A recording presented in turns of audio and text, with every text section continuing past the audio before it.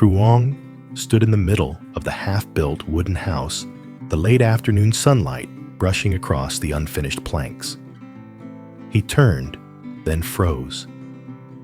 Lytieunu was standing behind him, her eyes shimmering with tears. No one said a word. They both hurried toward each other and wrapped themselves in a tight embrace, as if trying to make up for all the lost, painful months apart. Small footsteps came rushing in. Dewey, clutching his stuffed bear, ran up and burst into tears the moment he saw Truong. Truong dropped to his knees and pulled both mother and child into his arms. Inside a house that wasn't even finished yet, a family that once seemed shattered was finally whole again. And their story is only just beginning. If you want to follow the next chapter of their journey, don't forget to like the video and subscribe so you won't miss a single episode. No one understood why Truong suddenly stepped off the main road that morning, not even him. From the moment he woke up in the cold mist, there was a strange pull in his chest, something quiet but persistent, pushing him toward a narrow trail he hadn't dared to set foot on since losing his memory. At first, he thought he was just walking. But soon, his steps grew heavier, almost unwilling to stop, as if a hand he couldn't see was guiding him forward. He tried turning back, but his heart tightened like something inside was begging him to keep going. No map, no memory, just an invisible force tugging at him from deep within. The dirt path took him across rocky patches and bushes, still wet with morning dew. With every step, his body reacted strangely, heat tightening in his chest. Heartbeat, stumbling flashes of blurred images hitting him out of nowhere. A soft laugh, long hair swaying in the wind, a tiny hand gripping his. He stopped clutching his temple as a sharp pain struck. Then he looked up and froze. A half-finished wooden house, the roof incomplete, the walls streaked with old lime, loose planks scattered on the ground, abandoned mid-construction, yet somehow painfully familiar. Truong's chest tightened. His mind didn't recognize the place, but his body did. Deeply, he stepped forward, reached out, and touched the rough wooden frame.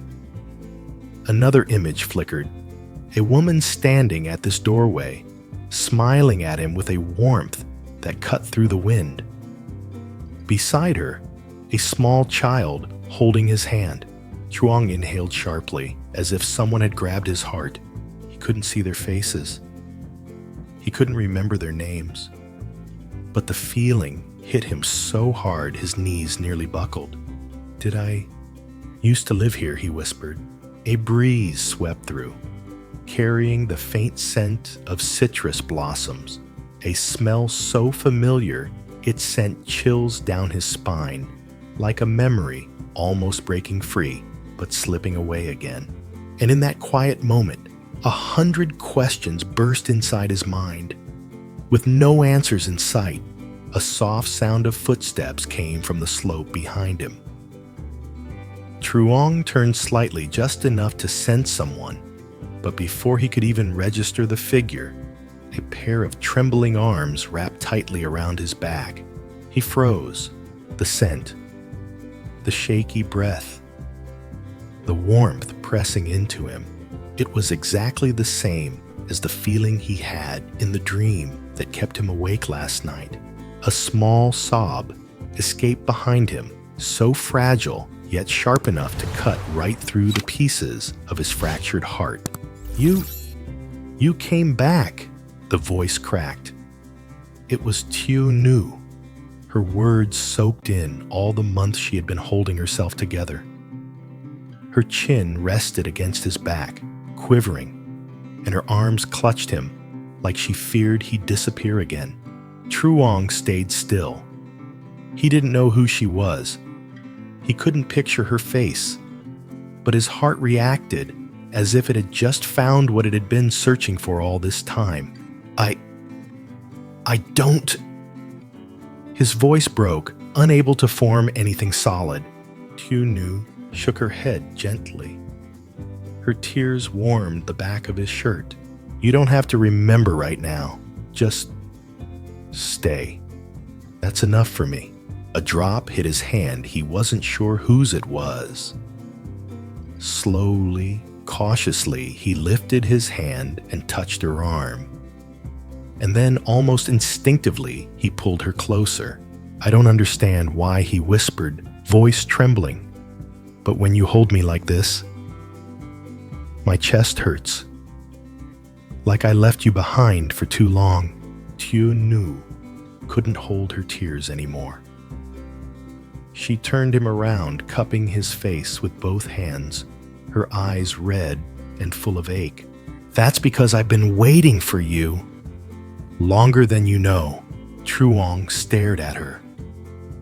For the first time, he really looked, and something stirred deep inside, a flicker of familiarity buried far beneath the lost memories. He brushed his thumb lightly across her cheek. Who were you to me? He asked, not coldly, but with the desperation of someone terrified they might be breaking something precious without meaning to. She didn't answer. Instead, she pulled him into a tight embrace. Don't force yourself. Don't chase the memories. Just be here with me. The rest will come when it's meant to. Truong let his forehead rest against her shoulder, exhaling shakily, as if finally leaning into a place he belonged. They stayed like that for a long while. When the wind softened, Tieu finally wiped her tears and turned toward the unfinished wooden house. Do you remember this place? She asked quietly. He followed her gaze. The half-built walls, the scattered boards, the marks left by hands that once worked side by side. I feel like I made this with my own hands, he murmured. But the details are gone. She gave a sad, gentle smile. You did. This was the house you said you would finish, so we could move in together. A dull ache pulsed in his head, yet the ache in his heart was stronger. He looked around again, really looked, and something faint began to surface. Not clear, not whole, but there. Tieu stepped beside him and touched the wooden wall. You once told me, this house will be our quiet place, where we finally rest. I've held on to those words, even when everything else fell apart. Truong turned toward her, his expression softening in a way he didn't fully understand. He took her hand. I don't remember. He admitted, voice low. But I know this. He squeezed her hand gently. I want to finish this house with you. Her breath hitched. Really, she asked, voice trembling with hope. Yes, he said, holding her hand tighter. My memories may be gone, but the way I feel when I'm with you, that's real. And something inside me keeps telling me, this is where I'm supposed to be. The hillside wind carried the faint scent of citrus blossoms, familiar, warm, almost like an echo of the love they once built together. Tieu leaned her head on his shoulder. Then, let's start again. Okay. He wrapped an arm around her waist and pulled her close. No, he whispered. She looked up, startled. His eyes were steady, warm, certain. Not start over. We keep going. Right from where we left off. A tear slipped down her cheek this time, shining with happiness. There, inside the unfinished house, with the wind weaving around them, and two hearts finding each other again, they held on to each other. No memories needed. No promises spoken. Just the quiet certainty that this right here was home. And together, they would finish what they once began. Truong and Tieu stepped slowly inside. The last light of the day slipped through the gaps between the unfinished wooden planks, stretching long golden streaks across the dirt floor. Dust floated in the warm air, drifting like little pieces of memory, trying to find their way back to him. Behind them, Dewey waddled in with his old stuffed bear squeezed tight in both arms. He stopped right at the doorway, eyes widening as he stared at the half-built house, this place he had only heard about in quiet bedtime stories. "Mom, is this really our house?" he asked, his tiny voice full of wonder. Tieu paused. She turned to her son with a soft smile, one that tried to hide all the years she had spent swallowing her sadness alone. "Yes, this is our home," she whispered. Her hand brushed gently over Dewey's hair. "Your dad built it for us. He wanted to finish it before bringing you and me here, but he was gone too long." Dewey turned his attention to Truong. "Dad, you built this for me." The word dad struck Truong like a sharp echo inside his chest, somewhere deep, somewhere unhealed. He lowered himself to one knee so he could look directly into the boy's eyes. What did you just call me?" he asked, voice barely audible. Dewey didn't hesitate. He wrapped his small arms around Truong's neck. "Dad." For a moment, everything went silent, completely still. Truong hugged the child back, his hands trembling as warmth seeped into his palms and straight into his heart. A shaky breath left him, like someone standing between the past and the present with no idea where either begins. "Dad," he repeated softly, as if testing the word on his tongue. Behind them, Tieu pressed a hand to her stomach, trying not to let the emotions overwhelm her. The scene in front of her father and son finally touching made her heart feel like it might melt. The three of them walked deeper inside. The house was wide but empty. The smell of raw wood lingered the dirt floor, scattered with pieces left behind from the day he disappeared. Truong took in every detail, the beams, the unfinished walls, and his chest grew heavy. "This house," he muttered, voice cracking. "Did I really build it?" "You built everything yourself," Tieu said softly as she joined him. "You said this would be where we'd live. You wanted Dewey to have a yard to run in, a porch to watch the wind, a kitchen where the three of us could cook together." She stopped there, her voice turning into a whisper.